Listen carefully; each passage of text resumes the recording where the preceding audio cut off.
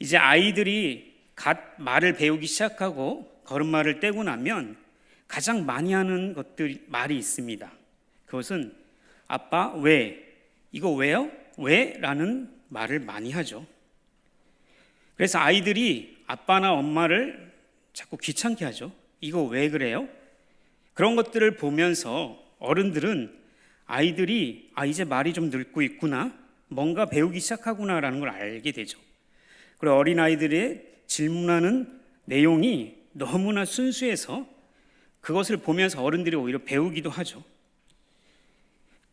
그래서 아이는 질문을 통해서 그에 대한 대답을 듣고 그러면서 아이들이 사고가 자라나고 생각이 자라나고 그가 자라나게 돼 있는 것이죠. 그런데 시간이 지나고 아이들의 머리가 점점 커지면서 중학교 들어가면 입을 다물기 시작하고 고등학교 들어가면 문을 닫기 시작하죠. 그러면서 질문이란 단어 자체를 하지 않습니다.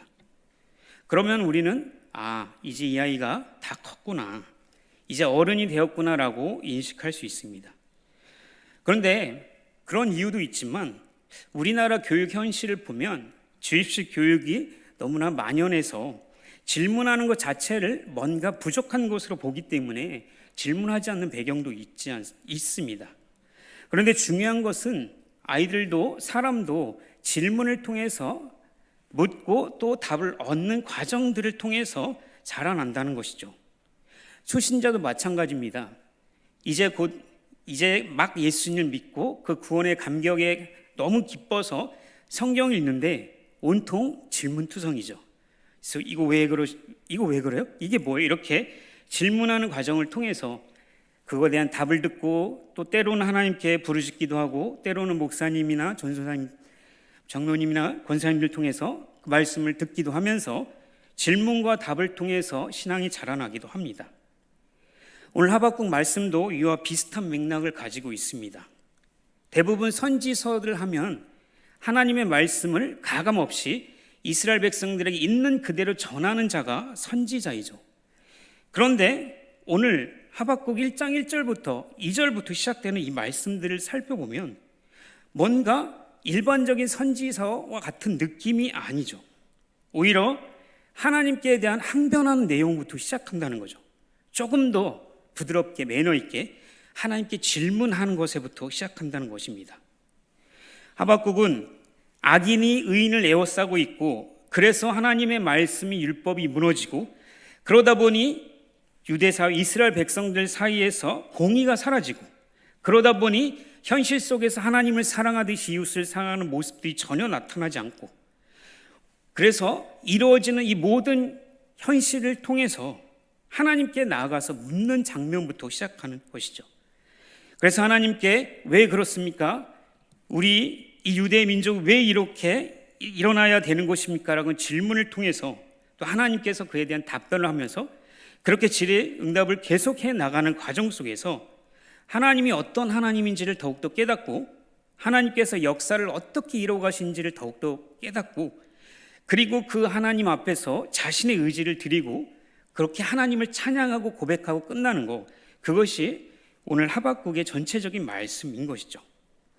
그렇기 때문에 하박국의 말씀은 우리가 오늘 읽은 1장 1절부터 11절까지 말씀은 하박국이 하나님에 대해서 특별히 지금 일어나는 그 현실에 대해서 묻는 장면부터 시작하고 있다는 것, 그것이 오늘 말씀의 특징인 것이죠. 우리 1절 한번 읽어볼까요? 1절 같이 큰 소리 읽겠습니다. 시작. 선지자 하박국이 여기서 분명히 선지자 하박국이라고 말을 하고 있죠. 다른 사람이 아니라 선지자 하박국이에요. 그리고 선지자 하박국이 본 경고라고 말씀하고 있습니다. 그러니까 이 1절만 보면 다른 선지서와 비슷한 맥락을 가지고 있죠. 나훔이라든지 이런 선지서와 비슷하게 하나님께 받은 경고의 말씀이다 라고 말하고 있습니다. 하박국의 배경을 잠깐 살펴보면 주전 605년 정도 될 것입니다. 주전 예수님 오시기 전 605년 전에 여호와김이라는 왕이 유다를 통치하던 시기였죠. 여호와김은 요시야 왕의 다음 아들이죠. 그런데 우리가 잘 알다시피 요시야 왕은 어떤 왕이었나요? 전후 그와 같은 왕이 없었다 하나님께서 칭찬하신 인물이죠. 왜냐하면 하나님의 말씀을 잘 순종하고 그렇게 이스라엘 백성들을 다스렸던 왕이어서 하나님이 정말 칭찬 중에 특급 칭찬을 했던 왕이 요시야 왕이었습니다. 그런데 희한하게 요시야 왕이 그때 정치적 상황은 위로는 아수르라는 대제국이 있었고 밑으로는 애굽이라는 예전부터 있었던 나라가 있었죠. 두 열국 사이에서 이 요시야는 고민하고 있었던 때였죠. 그런데 애굽이 아수르와 전쟁을 치르려고 가려고 이스라엘 유다에게 길을 열어달라고 했을 때 요시야 왕은 오히려 애굽과 전쟁을 벌입니다. 그래서 무기또 전투에서 패하는 것은 물론이고 요시야 왕이 너무 허무하게 죽게 되는 것이죠. 그래서 애굽 왕이 그 왕의 자리에 여호와김을 세워놓고 여호와김의 시대가 온 것입니다. 근데 문제는 여호와김은 이 부모 요시야와는 너무나 정반대의 삶을 살았습니다. 그의 삶은 강포로 통치하던 시기였죠. 강포는 찢다, 빼앗다 이런 뜻을 가지고 있기 때문에 그가 얼마나 백성들을 잔혹하게 했는지는 이 말씀 하나로 알 수 있습니다. 이때 상황들을 조금 더 살펴보도록 하겠습니다. 예레미야 36장 22절 26절 말씀을 살펴보겠습니다. 같이 한 목소리 읽을까요? 시작. 그때는 아홉째 달이라 왕이 겨울 궁전에 앉았고 그 앞에는 불피운 화로가 있더라. 여우디아가 서너 쪽을 낭독하며 왕이 면도칼로 그것을 연하여 베어 화롯불에 던져서 두루마리를 모두 태웠더라. 왕과 그의 신하들이 이 모든 말을 듣고도 두려워하거니와 자기들의 옷을 찢지 아니하였고 엘리단과 들라야와 그마랴가 왕께 두루마리를 불사르지 말도록 아뢰어도 왕이 듣지 아니하였으며 왕이 왕의 아들 여람과 아스리엘의 아들 스라야와 압디엘의 아들 셀레마에게 명령하여 서기관 바룩과 선지자 예레미야를 잡으라 하였으나 여호와께서 그들을 숨기셨더라. 아멘. 무슨 말씀을 하고 있나요? 여호와김 왕이 어떤 왕이었냐 하면 한마디로 하나님의 말씀을 완전히 무시한 사람이에요. 예레미야나 그 당시에 하나님의 말씀을 전하는 두루마리를 가지고 가서 왕께 아뢰면 그 말씀을 듣지 않고 오히려 면도칼로 그 말씀 쭉쭉 짜게 가서 화롯불에다 넣어버릴 그 표현은 무엇입니까? 이게 무슨 소용이야? 이 나라가 지금 이 꼴인데 하나님이 우리를 도운다고? 전혀 근거 없는 소리 하지 말라라는 것이죠. 그 말은 여호와김이 하나님을 완전히 무시했던 시대인 것이죠. 그러니 왕이 이 정도이면 그의 백성들은 어떠했겠습니까? 그래서 2절에 보니까 강포를 행한다. 또한 4절에 보니까 악인들, 그리고 4절에 보니까 율법이 해해졌다. 이런 것들을 통해서 볼 때 자연히 백성들도 왕과 비슷하게 하나님의 말씀을 완전히 무시하고 자신들의 욕망과 욕심대로 살아가는 무법지한 시대가 되고 만 것이죠. 요아김이 이런 상황들을 만들고 그런 상황들을 하박국이 보고 있다는 것입니다. 3절 한번 우리 읽어볼까요? 3절 같이 읽겠습니다. 시작. 어찌하여 내게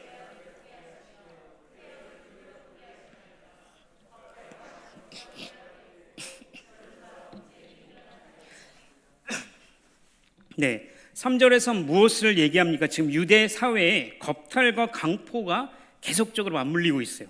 그리고 서로 물어뜯고 빼앗고 변론하고 분쟁하고 서로 말을 듣지도 않고 자기의 유익만을 구하는 이런 시대가 된 것이죠. 율법이 해이해지고 공의가 시행되지 아니하는 시대가 된 것입니다. 이런 일들이 아주 자연스럽게 일어나서 선지자 하박국이 그것을 보면서 그 마음이 하나님께 불타서 하나님께 간구하는 내용이 오늘 말씀의 본문인 거죠. 그런데 더 문제는 이 하박국이 이 유대, 이 나라 민족을 위해서 정말 많은 시간을 들여서 하나님 회복시켜 주십시오, 우리를 구원해 주십시오 라고 오랜 시간 동안 기도했음에도 불구하고 하나님께서 묵묵부답이었다는 사실인 거죠. 하나님의 역사하심이 눈에 보이지 않았던 것입니다. 3절 그것을 어떻게 표현하고 있냐면 듣지 아니하시고 구원하지 아니하신다라고 말씀하고 있습니다. 하나님께서 하지 않는 걸 두 번 강조하는데 듣지도 아니하시고 구원하지도 않으신다고 말씀하십니다. 오랫동안 하나님께 정말 부르짖음에도 불구하고 하나님 왜 듣지 않으십니까? 라고 하나님께 지금 뭔가 마음에서부터 우러나는 불평을 쏟아내고 있는 것이죠. 그의 기도가 응답되지 않은데 하나님께 항변하고 있죠. 그는 불의의 고통에서 이 유대 땅을 구원해달라고 하나님께 정말 오랫동안 기도했습니다. 그런데도 아무런 소식이 없습니다. 의문과 질문들을 그래서 하나님께 호소하는 것이 왜 듣지 아니하십니까? 왜 구원하지 아니하십니까? 라고 호소하고 있습니다. 이런 유대가 이렇게 될 수밖에 없었던 이유를 4절에서 더 정확하게 하박국이 하소연하는데 4절 한번 읽어볼까요? 시작. 이러므로 율법이 해이하고 이는 악인이 의인을 내어쌌으므로 정의가 급게 행하여 짐이니이다. 이유는 악인들이 의인을 둘러쌌다라고 하는 거예요. 그래서 율법이 해해졌다. 다른 말로 율법이 마비되었다라고 얘기하죠. 그리고 정의는 결코 우세하지 않았다. 그 말은 정의가 실현되지 않고 있다라고 보는 것이죠. 그거에 대한 하박국이 하나님 왜 이래야 됩니까? 라고 항의하는 내용인 것이죠. 그러니까 하나님의 율법은 분명히 하나님을 사랑하라고 말씀하셨죠. 그러면 그 율법을 사랑하며 하나님을 사랑하게 되고 이웃을 사랑할 수 있는 행동과 실제적인 외적 활동이 나타나야 돼요. 그런데 오히려 그들은 하나님의 율법을 귀하게 여기지도 않았고 오히려 무시했기 때문에 그 결과는 자연스럽게 사람과 관계 속에서 윤리적으로 도덕적으로 타락한 모습이 나올 수밖에 없는 거죠. 그러니 정의는 물 건너 간 것이고 결코 악이 충만해진 그런 모습밖에 없다라고 하박국은 하소연하고 있는 것입니다. 하나님이 세우신 나라 아닙니까? 하나님의 율법이 있는 나라 아닙니까? 왜 그 율법이 있는데도 왜 악이 더 성황하고 공의는 굽어지고 왜 이렇게 이 나라가 이렇게 돼야 됩니까? 라고 하나님께 애통해하며 외치며 하나님께 부르짖고 있는 모습인 것이죠. 그런데 우리가 주목해야 할 것은 선지자가 보고 있다라는 거예요. 더 정확히 말하면 선지자가 보고 있는 그 시각이 하나님이 보고 있는 시각과 동일합니다. 1장 3절에 이렇게 얘기하죠. 내게 죄악을 보게 하시며 패역을 눈으로 보게 하시나이까. 보게 하시며 보게 하시나이까. 보다라는 이 동사가 두 번 반복이 되죠. 구약에서 두 번 반복되는 건 너무 중요하기 때문에 반복하는 거고, 또 이것을 히브리어 원어로 보면 이걸 어려운 말로 히필령 사역형이라고 합니다. 저는 히브리어를 잘 모르기 때문에 이제 히필령 사역형은 한마디로 말하면 하박국의 눈을 열어서 그 광경을 보게 하셨다는 거예요. 그가 의지적으로 그 광경을 보고 싶어서 본 게 아니라 뭔가의 힘에 의해서 그 악한 것들을 계속 보게 하셨다라고 말씀하고 있는 것이죠. 그의 눈을 여니까 패역이 계속적으로 보여요. 그의 눈을 여니까 겁탈과 강포가 보이고 그의 눈을 보니까 변론과 분쟁이 서스름없이 일어나고 늘 싸우고 다투는 모습밖에 보이지 않는다는 거예요. 이 모든 것이 선지자의 눈을 뜨게 하셔서 그가 애를 써서 보게 한 게 아니라 그가 스스로 본 게 아니라 하나님께서 그의 눈을 열게 하셔서 그런 상황과 이런 것들을 보게 하셨다는 거죠. 하나님의 역사, 하나님이 정말 일하고 계시는가? 라는 의구심이 들 정도로 이 악한 세상을 보는데, 그런데 그런 중에도 하나님께서 하박국의 눈을 열어서 그 악한 세상을 보게 하셨다는 거죠. 계속 보게 하셨다. 그 속에 정말 그걸 계속 보게 하면서 그러니까 뭔가 그 보는 눈을 통해서 뭔가 역사가 이루어지고 있다는 것을 말씀하고 있는 것입니다. 선지자로서 사는 것은 큰 영광이겠죠. 그러나 때로는 그 무게가 너무나 무겁습니다. 하나님의 영광의 말씀을 선포하는 것은 너무나 황홀하고 행복한 일이지만 그러나 반대로 그 무게에는 엄청난 무게를 가지고 있습니다. 보지 말아야 할 것들 보게 되고 가지 말아야 할 곳에 가게 돼서 굳이 경험하지 않는 고난과 고통, 패역함과 악함들을 계속해서 보게 하신다는 거죠. 그래서 칼빈은 이 말씀을 이렇게 해석하고 있습니다. 제가 읽겠습니다. 하박국은 하나님의 율법이 발 아래 짓밟히고 사람들이 온갖 죄악으로 인해 완악해져서 하나님께 대한 경의와 두려움이 거의 사라져버린 것을 보았기 때문이다. 우리는 부당한 일을 당하면 그것을 변명하기 위해 분을 낸다. 우리는 하나님의 율법이 우롱당하고 진리가 멸시되어 공의가 침범당해도 넘겨버리지만 우리는 자신에게 관계되는 것에는 민감한 반응을 보인다. 그런 하나님께서 모욕당하고 그분의 진리가 멸시될 때 우리는 쉽게 용인한다. 그러나 선지자는 사적인 감정으로 분노한 것이 아니라 하나님의 예배가 모독당하고 그분의 거룩한 율법이 침해받는 것을 견딜 수 없었기 때문에 분노를 느끼는 것이다.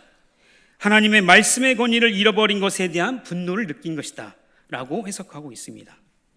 단순히 하박국이 질문하는 그 질문의 내용은 회의적인 신앙, 믿음이 그 정도밖에 안 돼서 물어보는 게 아니라 하나님의 능력을 무시해서가 아니라 그것이 하나님께서 선지자의 눈을 통해 보게 하신 거, 그것 때문에 고민되고 그것 때문에 답답하고 미칠 것 같아서 하나님께 이런 신앙적 질문들을 하고 있는 것인 거죠.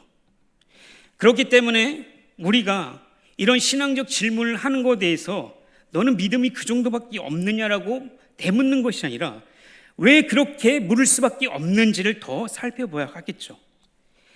내 눈에 자꾸 악한 것들이 보이고 죄악들이 보이고 연약한들이 내 눈에 보이고 가난한 자들이 계속 보이고 하나님이 싫어하는 것들이 보이고 그리고 이런 것들이 계속적으로 눈에 보인다면 분명한 것은 그 보게 하신 것이 하나님이고 그 보게 하신 그것을 통해서 하나님의 역사가 이루어지고 있다는 것을 우리에게 알게 하기 위함인 것이죠. 하나님께 항변하는 건 그게 하나님께 하는 기도이고 그 항변 자체가 믿음이 연약해서가 아니라는 것입니다. 우리를 돌아볼까요? 우리의 기도 소리는 어떻습니까?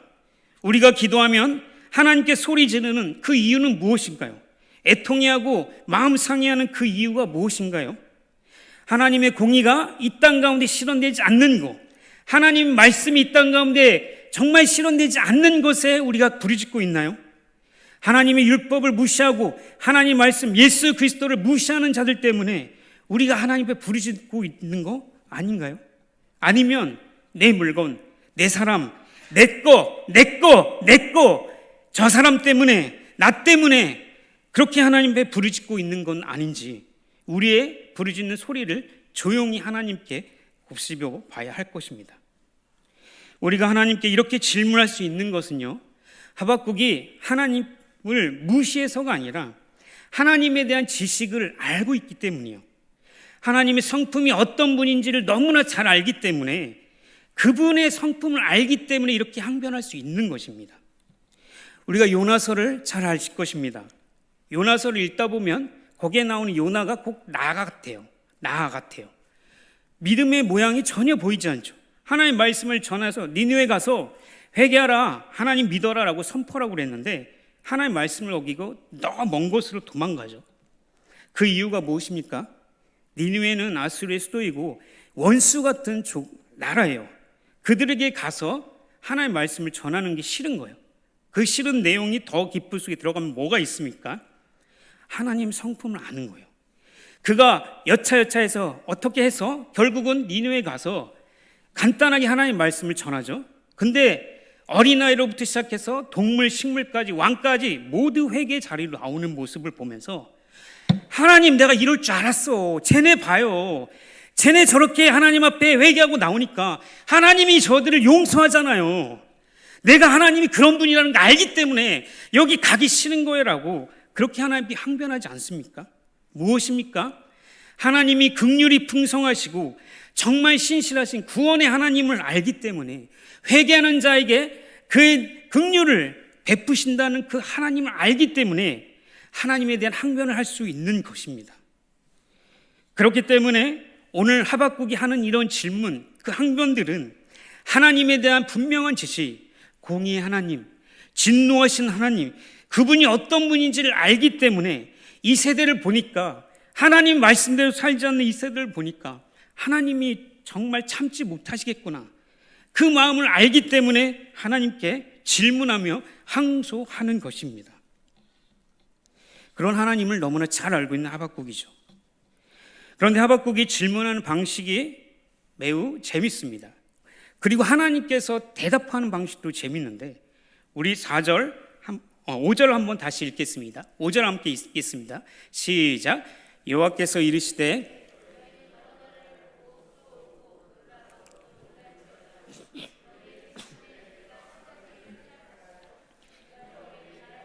너희가 믿지 아니하리라. 5절 첫 번째 어떤 말이 나오죠? 똑같은 동사가 두 번 반복돼요. 보고 또 보고. 옛날에 드라마가 생각나죠? 그거 아닙니다. 보고 또 보고. 무엇을 얘기하는 거예요? 앞절에서 나를 보게 하셨습니까? 보게 하셨습니까? 그 방식 그대로 하나님께서 하박국에 대답하고 계시는 거예요. 5절에 악을 행하는 이스라엘 백성들에게 하나님께 이제 말씀하시는데, 그들이 놀랄 거다. 이스라엘 백성들이, 유대인들이 놀랄 거다. 왜 놀랄 건지 그 이유에 대해서 11절까지 쭉 상세하게 기록하고 있죠. 그러니까 결론적으로 말하면 이 구절은 하나님께서 심판하신다는 말씀이에요. 반드시 심판하신다는 거예요. 너희들의 율법을 무시하고 하나님을 무시했던 그 행동, 그 모든 것까지 다 심판하시겠다는 하나님의 절대적인 의지를 11절까지 그림 언어로 표현하고 있는 것이죠. 그러니까 이 말씀을 듣고 어떻게 해야겠습니까? 회개하고 돌아와야 하는 거죠. 그런데 이스라엘 백성들이 유대인 끝까지 회개하지 않는 모습을 보면서 하나님의 심판이 정말 맞구나라는 걸 알 수 있습니다.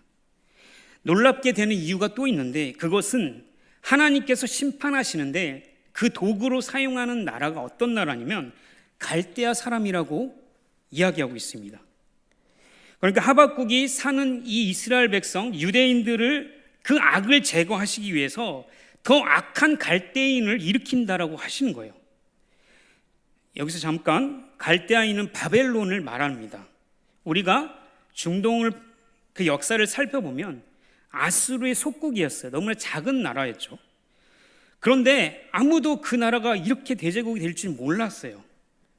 그런데 아수르가 이제 뭔가 분열이 일어나고 망해가는 그 틈을 타서 역사학자들은 626년쯤에 독립을 선언했다. 바벨론이 했다라고 얘기하죠. 왜 역사를 얘기하냐면 그들이 얼마만큼 빠르게 그 지역을 정복했는지를 알기 위해서입니다.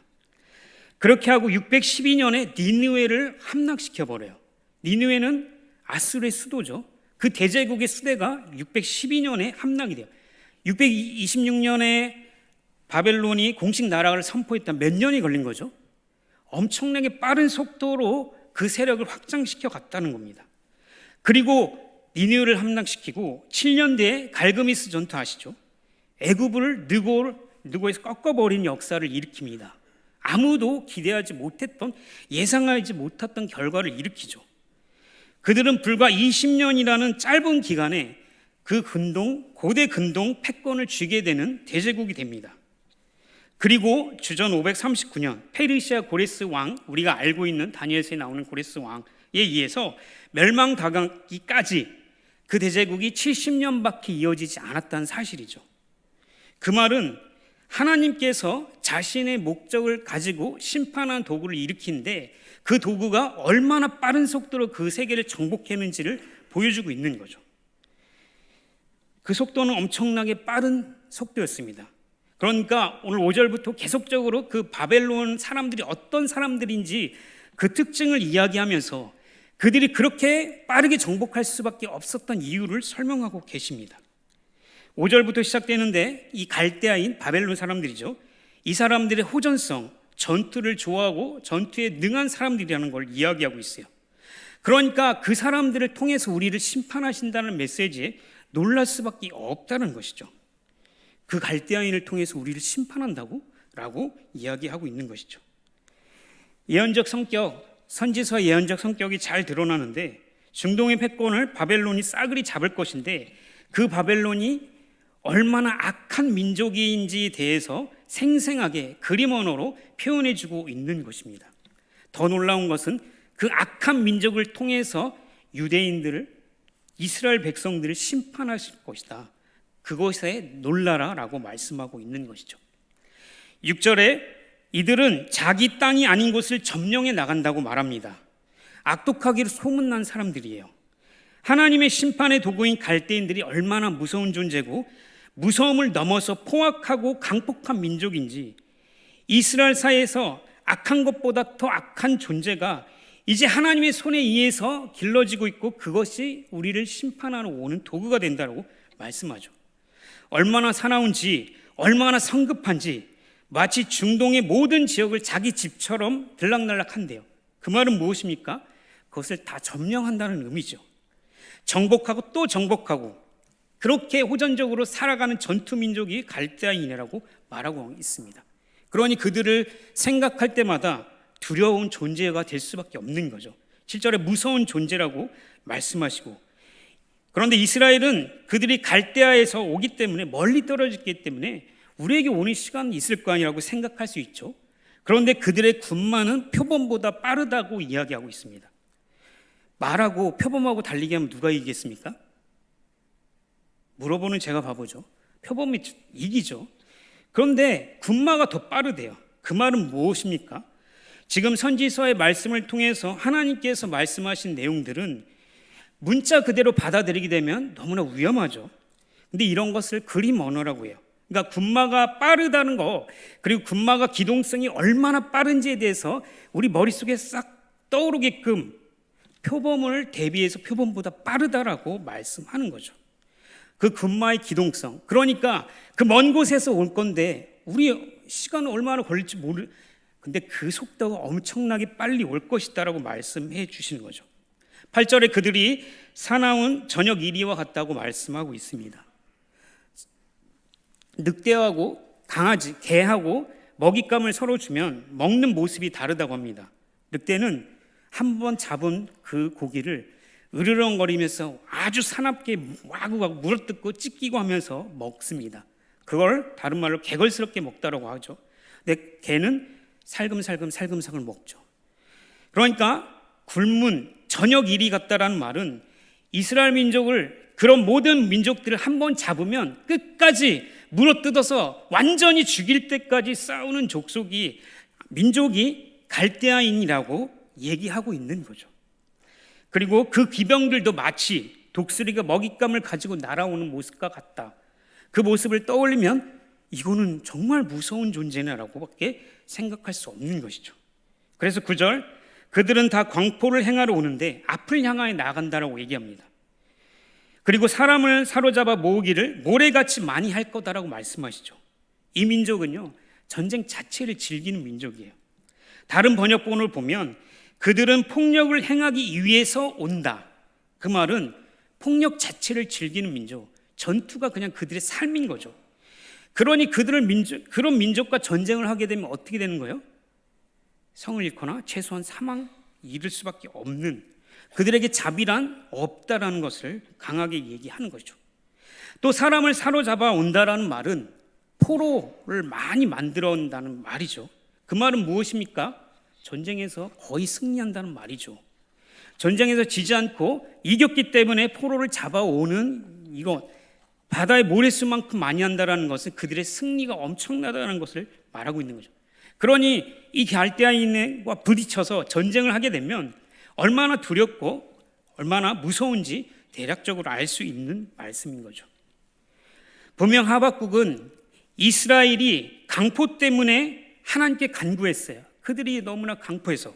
그런데 그 강포한 백성들을 심판하시기 위해서 더 강포한 갈대아인을 통해서 심판하신다는 거죠. 이것이 얼마나 무서운 말인지를 알 수 있습니다. 그래서 10절에 바벨론인들은 왕들을 우습게 여긴다라고 말씀하죠. 여러 왕들을 다 점령하고 그들을 그냥 가볍게 여길 정도로 그렇게 무서운 민족이라고 말씀하고 있는 겁니다. 그들의 힘이 그들의 신이다라고 할 정도로 그들이 강한 민족이고, 그리고 그렇게 악한 민족이다라고 말씀하고 있습니다. 왜 이렇게까지 하나님께서 갈대아인의 특징을 이렇게 말씀하고 있습니까? 지금 이 말씀은 하나님께서 이스라엘에게 주시는 경고의 말씀이라고 1절에서 우리가 봤어요. 이 사실을 놓치면 안 되죠. 그 말은 무엇입니까?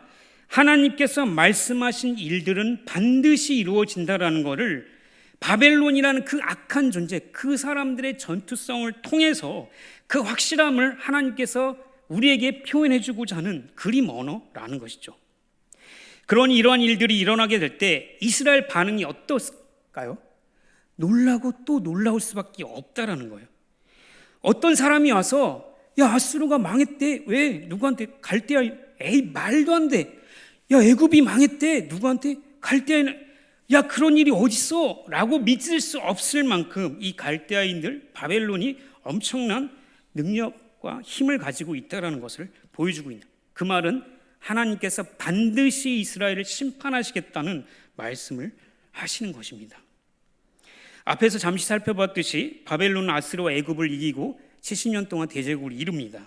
하나님이 설명하신 그대로 그 민족이 빠르고 민첩하고 그 모든 것들을 이뤄내서 그 엄청난 속도로 그것을 다 장악하죠.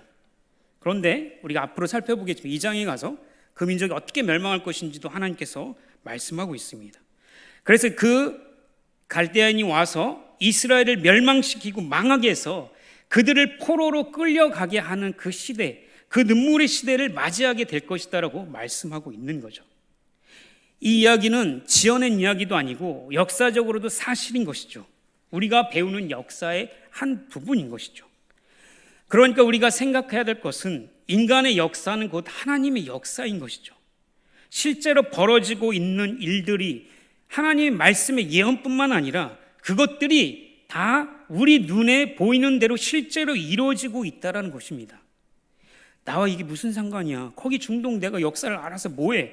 이스라엘 나라 백성들 내가 알아서 뭐해라고 얘기하는 게 아니라 그 모든 것이 하나님께서 일으키시고 멸망하게 하시고 일으키고 멸망하게 그 역사를 통해서 하나님이 모든 세계를 이끌어 가시는 전능한 하나님이시다라는 것을, 그리고 그 악에 대해서는 반드시 심판하시는 그 하나님이라는 것을 우리가 눈으로 보게 하신다는 사실이죠. 그래서 우리는 생각합니다. 하나님, 이 시대를 좀 봐주세요. 정말 이게 교회인가요? 지금 우리가 코로나 시대잖아요. 왜 사람들은 교회를 손가락질하고 왜 핍박하죠? 우리가 그렇게 잘못했나요? 그래요, 하나님. 우리가 하나님의 말씀보다 물질과 우리의 모든 것들을 사랑했어요. 그래서 용서해 주세요. 그렇게 1년 동안 열심히 기도했으면 하나님 좀 코로나 조금이라도 물러가게 해주셔야 되는 거 아닙니까? 그래서 하나님 역시 기도하니까 하나님 살아계시는구나. 사람들도 인정하고 야, 하나님 멋지다라고 고백하고 이렇게 해야 되는 거 아닙니까? 1년이 지났어요. 이거 너무하지 않습니까? 라고 하나님께 고백할 수도 있습니다. 또한 교회 안에서 일어나는 온갖 윤리적 문제들을 보며, 도덕적 문제를 보면서 아니 어떻게 저 사람이 저럴 수 있죠? 아니 어떻게 저 사람이 저럴 수 있어? 너무나 말도 안 되는 일이잖아. 하나님 어떻게 저런 사람을 이렇게 놔두셨어요? 라고 말씀할 수도 있습니다. 저 사람 좀 데려가시면 안 돼요? 이렇게 하나님께 항소할 수도 있죠. 교회에서 간증하는 이야기를 잘 들어보면 하나님 말씀대로 잘 살고 하나님께 순종 잘했더니 우리 자손이 잘 되고 내가 좀 그래도 사회적으로 지위가 생겼어. 하나님 감사합니다. 하나님 땡큐 감사합니다. 이런 사람들, 그런데 보세요, 하나님 정말 그런가요? 나 하나님 앞에서 20년 열심히 섬겼잖아요. 그런데 왜 내 인생은 왜 지금 이 정도밖에 안 되죠? 믿음이 더 자라나야 되는데 믿음은 자라나지 않고 오히려 의심과 불안과 두려움은 더 커지고 내가 죄인이라는 사실은 더 많이 깨닫고 하나님 할 수 없어요 라고 하는 거, 나 자신을 보면 하나님 어떻게 하셔야 되는 거 아닙니까? 나는 아니어도 내 자녀는 그래도 어떻게 하셔야 되는 거 아닙니까? 라고 하나님께 묻고 또 묻지 않습니까? 또 이렇게 외칠 수 있습니다. 보십시오. 교회 안에 정말 가난하고 헐벗은 사람이 있습니까? 교회 안에 남아있는 사람들, 중직자를 차지하는 사람, 적어도 사회적으로 성공한 사람들, 아니면 그래도 사람들이 부러워할 만한 것들을 가지고 있는 사람들이 중직자가 아닙니까? 정말 사업이 망하고 몸이 병들고 아파 사람들에게 내세울 곳이 없는 사람들이 중직자를 섬기고 있는 모습 보신 적 있으십니까? 라고 이렇게 선포할 수, 하나님께 물을 수도 있는 것이죠. 북한을 보면서 하나님 악이 창궐하는데 왜 그 지하 성도님 예수 그리스도 함함 때문에 그렇게 목숨을 걸고 사는 그 자들이 그렇게 외치는데 왜 하나님 왜 들으시지 않으시고 국제정세는 더 어려워지고 그 원수는 더욱더 악해집니까? 라고 하나님께 항소할 수 있습니다. 우린 이런 물음들 앞에 이 부르짖음 애통함 앞에서 어떤 대답을 하나님께서 하십니까? 그것은 봐라, 내가 무섭고 사나운 갈대아인을 일으켜서 이스라엘 너희를 심판하시겠다고 하시는 말씀을 주세요. 그 민족이 얼마나 무서운지 봐. 이렇게 너무 무서운 민족이라고 하나님께서 대답하고 계시는 거죠. 사랑하는 성도 여러분, 이 대답이 정말 마음에 드십니까? 하박국이 그토록 원했던 대답이 이 대답이었을까요? 하박국의 결론은 무엇입니까? 의인은 믿음으로 산다. 하나님께서 심판하는 것들이 반드시 일어날 것이고 하박국은 그것을 결국 믿어요. 그리고 비록 무화과 나무가 무성하지 못하며 포도나무에 열매가 없으며 감람나무 소출이 없으며 밭에 묵을 것이 없으며 우리의 양이 없으며 외양간 소가 없을지라도 나 여호와로 말미암아 기뻐하고 구원의 하나님으로 말미암아 나 즐거워하리다 라고 고백하는 것이 그의 마지막 찬양의 모습이에요. 이렇게 얘기하니까 조금 덜 와닿죠. 좀 제가 바꿔서 얘기해 보겠습니다. 하나님, 우리 집 냉장고가 텅 비었어요. 지갑에 돈이 없네요. 통장에 잔고가 없어요. 마이너스가 됐어요. 카드빚이 너무나 많아요. 하나님, 신용불량자 됐고요. 직장을 잃었어요. 그런데 나는 주님이 너무 좋아요. 우리를 구원하시고 인도하신 그 하나님으로 인해서 나는 즐겁습니다라고 고백하는 것과 마찬가지죠. 하나님의 결론, 하나님이 이끌어 가신 역사와 그러니까 하나님께서 대답해 주신 답변과 우리가 얻고자 하는 답은 달라요. 이것 때문에 우리는 늘 고민하고 하나님 앞에 부르짖고 울고 또 애통하면서 하나님께 나아가지 않습니까? 하박국은 실제적인 결론, 하나님께서 강포한 이스라엘을 심판하시기 위해서 갈대아인, 더 강포한 갈대아인을 일으켜서 그들을 사용하신다라고 답변해 주십니다. 그런데 우리의 결론은 하나님, 이게 말이 돼요? 바벨론이라니 적어도 거룩하지 못한 민족을 그렇게 사용하시나요? 왜 이렇게 악한 민족을 우리 사용해요? 우리가 그들보다 더 악한가요? 하나님 이거 이렇게 해주셔야 되고 이거 이렇게 해야 되고 내 기도는 이거니까 이렇게 해주셔야 되고 하나님 그래야 되지 않습니까? 라고 애통해하며 억울해하고 그래서 아파하고 그렇게 하나님께 부르짖고 있는 그런 우리의 모습을 발견하게 됩니다. 때로는 울기력조차 없어서 하나님께 부르짖는 우리의 모습을 발견하는 게 되는 거죠. 근데 그제서야 하나님의 마음이 보이기 시작하고 하나님이 역사하시는 그 역사가 보게 된다는 것이죠. 그리고 그것을 더 놀라운 것은 믿게 되는 거고, 그래서 하나님의 결론을 우리가 믿고 그 결론에 우리의 의지를 고정시키고자 하게 되는 일이 일어난다는 것이죠. 그것이 믿음인 것입니다. 하나님의 역사하심, 그것은 나의 생각과 우리의 생각과 다를 수 있습니다. 그런데 그분이 하시는 역사가 지혜구나, 그분이 하시는 게 맞구나, 그것이 선하구나, 그것이 결론으로 가니까 예수 그리스도를 통해서 우리에게 베풀으신 그 구원의 은혜를 생각하니까 이게 맞구나라고 인정할 수밖에 없게 한다는 것이죠. 결론은 하나님의 심판을 받아 나라를 잃고 포로로 끌려가는 것이 하박국이 기다린 결론이 되어버렸습니다. 하나님의 심판대로 바벨론이 그 역할을 다합니다. 하나님의 말씀은 반드시 이루어질 거라는 것을 확인하고자 바벨론의 민족의 강포함을 그렇게 설명하셨던 거죠. 그러나 그러한 상황 속에서도 하나님은, 그런 하나님은 나는 믿고 그런 하나님은 나는 즐거워한다라고 고백하는 거, 그것이 하박국의 마지막 결론인 것이죠. 그러니까 우리가 늘 고민하고 하나님께 질문하는 것들, 그 질문에 대한 정확한 답을 얻고 싶지만 우리가 원하는 그 답은 결국 얻어질 수도 있지만 얻을 수 없는 게 너무나 많다는 거죠. 그런데도 그럼에도 불구하고 하나님을 기뻐할 수 있다는 거, 이게 믿음이고 기적인 것입니다. 우리가 뭔가 설득이 되고 하나님께서 우리에게 논리로 A는 B고 C, 너 이렇게 해야 돼, 증거를 보여줘서 아멘 가겠습니다 라고 하는 게 아니라 절대 말도 안 되는 상황에 답을 주시고 이건 말이 안 되잖아요 하나님, 나 정말 죽겠어요 라고 하는 그런 부르짖음 소리까지 듣게 하시면서도 끝까지 하나님은 역사는 우리를 이끌어 가신다는 것이죠. 그렇기 때문에 아멘 주여, 우리 주 예수 그리스도만이 정답입니다. 그분만이 나의 소망이요 나의 정말 구원의 즐거움입니다라고 고백하면서 오늘도 묵묵히 걸어갈 수밖에 없는 힘이 생겨나는 것이죠. 우리는 끝까지 답을 모를 수 있습니다. 그러나 하나님은 신실하시고 그분은 전능하십니다. 그러므로 우리의 오늘 말씀을 통해서 이러한 교훈을 얻을 수 있습니다. 우리가 고민하는 것들, 질문하는 고민들, 그건 절대로 하찮은 것이 아닙니다. 계속해서 물으셔야 돼요. 목마름이라는 거, 영원히 목말라 있다라는 것은 내 마음속에서 이런 마중물 같은 계속적인 질문이 하나님께 쏟아져 나옵니다.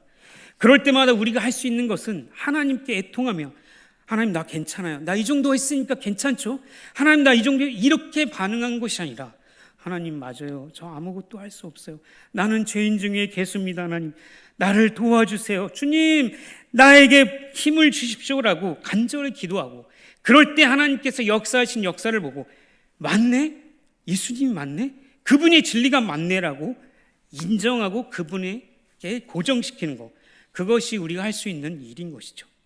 그것을 어디서 배웁니까? 하나님 말씀의 역사를 통해 배우고 세상의 나라 역사를 통해서 배울 수 있는 것이죠. 그런 목마름이 우리 사랑하는 성도님들에게 오늘 있기를 간절히 소원합니다. 그래서 이해할 수 없는 그 하나님이라조차도 이해하고 그분의 의지에 우리의 모든 것을 맡기는 모든 성도님 되기를 주님의 이름으로 기도합니다.